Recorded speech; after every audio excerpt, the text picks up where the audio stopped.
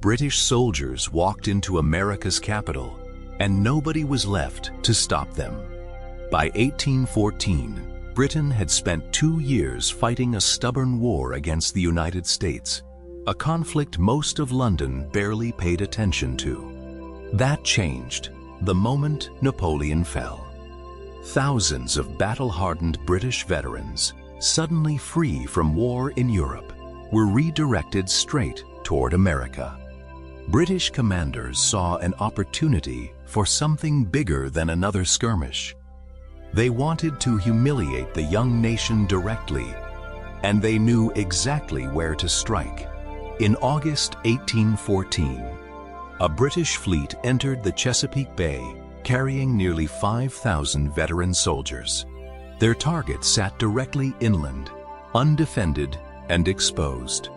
British troops landed at Benedict, Maryland, under the calm, deliberate command of Major General Robert Ross, a seasoned veteran of campaigns across Europe. Waiting for them was mostly untrained American militia, farmers and shopkeepers who had never faced a professional army in open combat before that day. Ross moved his forces inland with calm precision, expecting resistance, but confident in the discipline and experience of the veterans marching under his command. On August 24th, near the town of Bladensburg, British forces advanced on the American defensive line. The fighting began within minutes of contact. The American line collapsed almost immediately. Disciplined British veterans overwhelmed inexperienced defenders within a remarkably short and one-sided engagement. British officers watched, almost surprised by how quickly it was over. The road to the American capital now sat completely open in front of them. Ross pushed his men forward without delay. There was no telling how much time remained before the Americans could regroup and organize a second defense. By evening, advance scouts confirmed something remarkable. The city ahead appeared almost entirely abandoned. Most of its residents had already fled in panic. British troops entered the city that evening with unusual caution, expecting an ambush at every corner. Instead, they found nothing but silence and empty streets. Inside the president's residence, they discovered something almost surreal. A full formal dinner sat untouched on the table, prepared for guests who never arrived. According to accounts passed down for generations, several British officers reportedly sat down and ate the meal before deciding what to do with the building itself. Ross and his naval counterpart issued clear instructions. Public government buildings would be burned. Private homes and civilian property were to be left alone. Soldiers moved room by room through the presidential mansion, gathering furniture into piles. Within the hour, flames had begun spreading through the entire structure. The building burned with startling intensity. Soldiers stationed outside the city later claimed they could see the glow from miles away across the dark countryside. From there, troops advanced toward the domed legislative building, housing Congress and a growing collection of the nation's most valuable historical documents. Inside, soldiers piled together books, records, and furniture.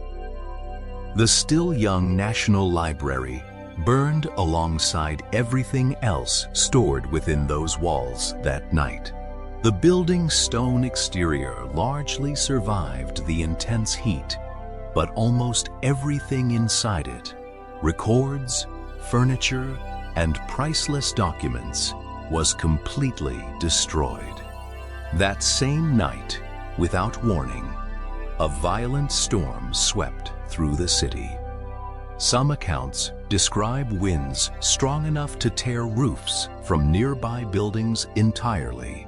British troops found themselves fighting the storm as much as anything else. Several soldiers were reportedly injured by debris and collapsing structures in the wind. Ross grew increasingly cautious. He worried that scattered American forces might use the chaos to regroup and attempt a counterattack under cover of darkness. Additional government buildings were targeted through the night, including facilities tied to the nation's treasury and military administration. The destruction was swift and thorough.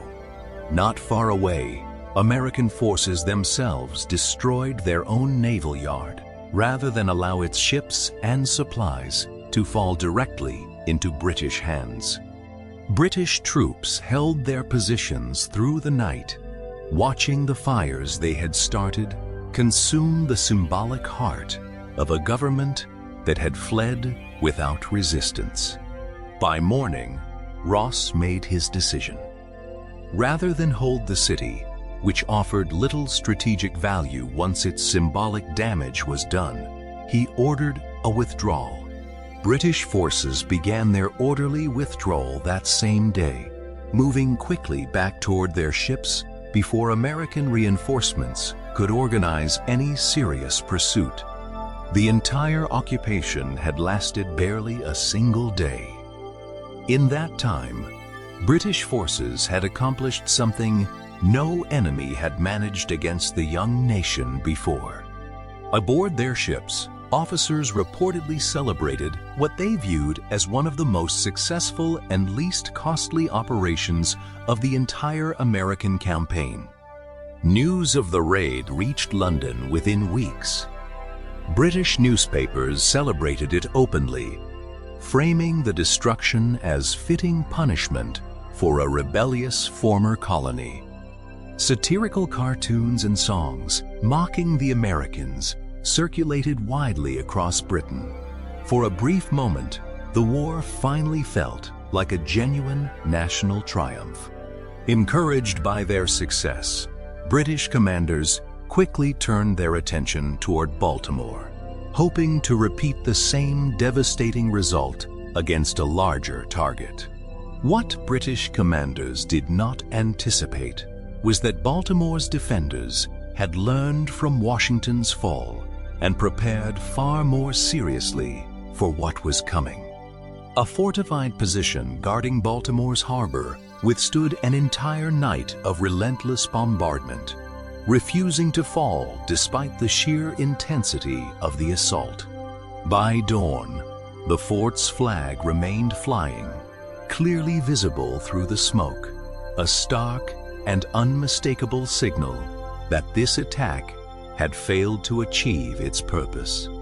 British commanders realized quickly that momentum had shifted. The easy victory they had achieved weeks earlier at the capital would not be repeated here. The assault on Baltimore was called off. British forces withdrew from the harbor, their momentum from the earlier raid effectively stalled by one stubborn fort. By December 1814, exhausted diplomats from both nations gathered in Europe to negotiate an end to a war that had produced no clear winner for either side. Before news of the peace agreement even reached American shores, a stunning American victory at New Orleans added an unexpected final twist to the entire conflict.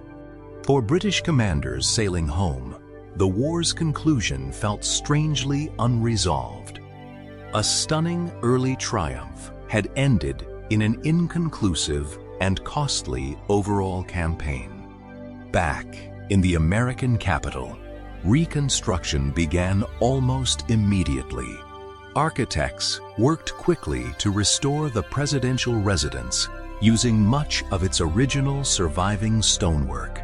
To conceal the deep scorch marks left by British fire, the building's exterior stone was painted a fresh, brilliant white, a detail that endures in its very name today.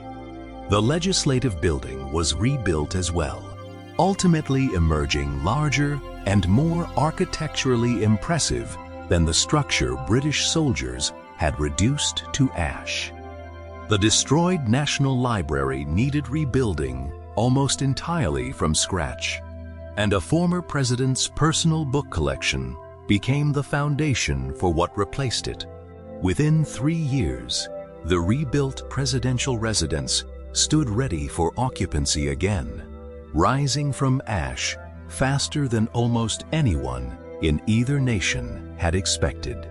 For the British soldiers and officers who had marched through that empty capital, the raid became one of the most talked about moments of their military careers.